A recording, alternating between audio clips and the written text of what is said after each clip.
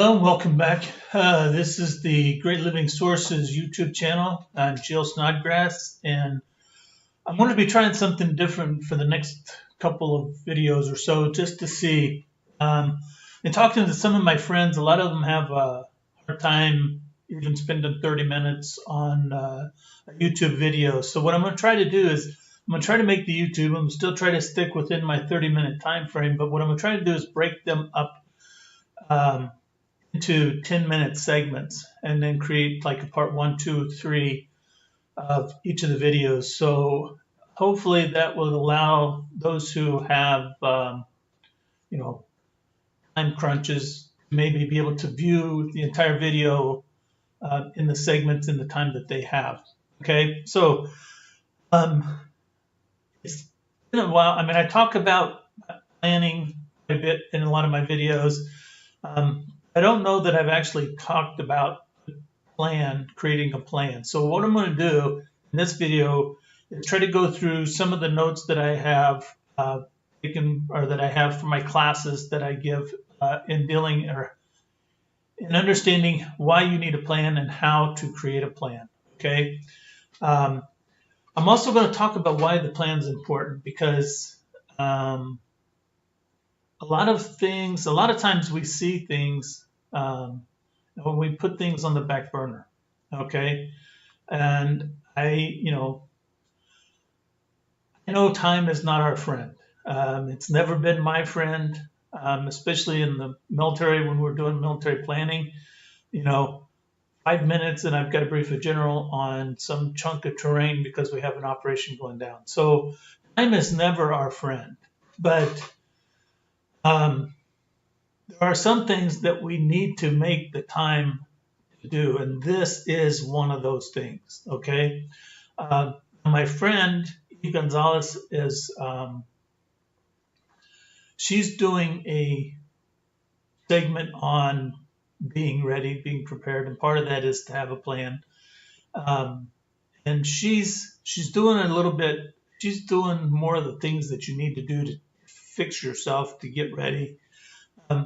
This is going to be geared specifically to actually creating the plan and why that plan is important.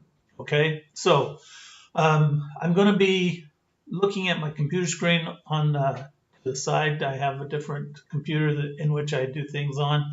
So you're going to have to kind of bear with me, but I want to put this together logically, sequentially, and methodically, just as the class would be. Okay, to a degree. Slides, if you are interested in some of the information, contact me, let me know. I'd be happy to send you some of this stuff. Some of the things are listed in the comments. You can get a hold of me by contacting me at Great Living Sources, or you can message me or drop me a comment. However you want to do it.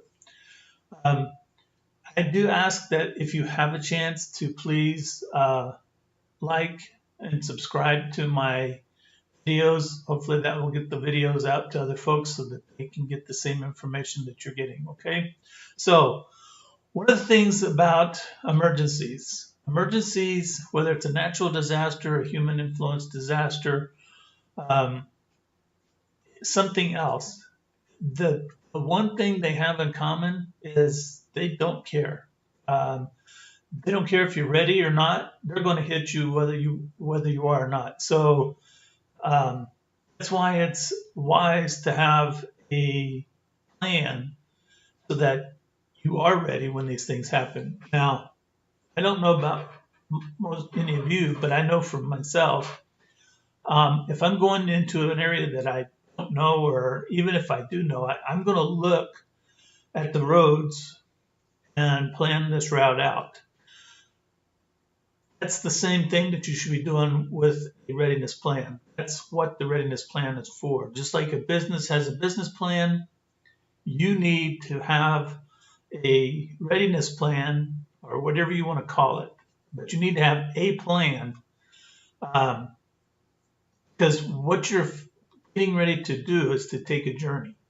And that journey is going to take you to a place in which there's safety and you know that you're going to be protected, at least as much as we can be protected from most of the things that happen here.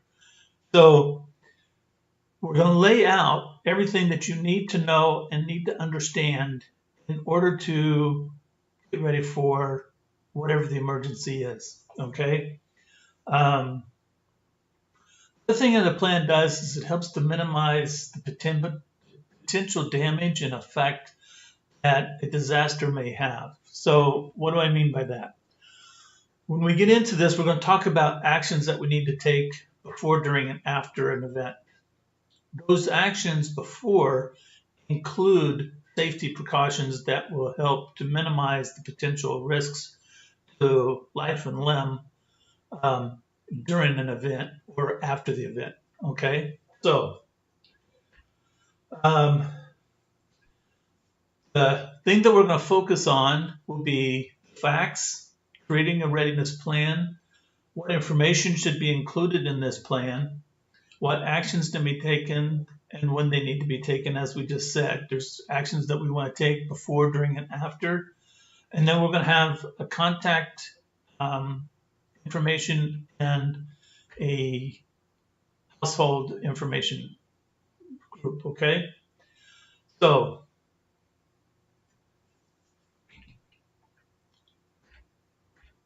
the purpose of the plan is to provide detailed instructions to you or to those that you care about. This is a living document. In other words, this is not something that's going to be created and then put in some kind of a last case that says break in case of an emergency.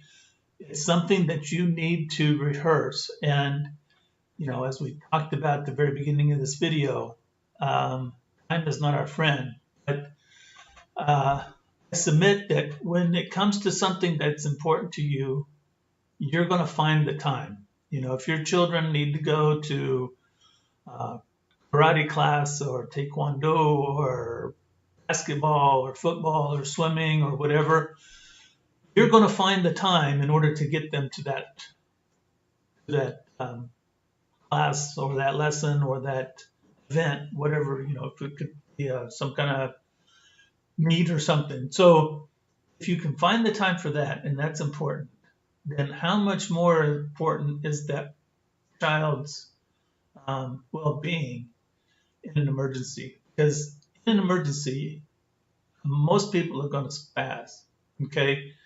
There's a lot of fear, a lot of stress, a lot of anxiety that's going to occur during an emergency, whether it's a natural disaster or whatever crisis.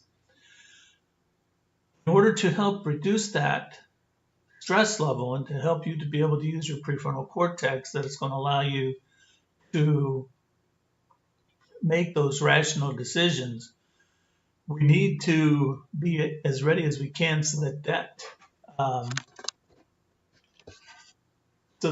the anxiety level doesn't shut this higher reasoning part of your brain off.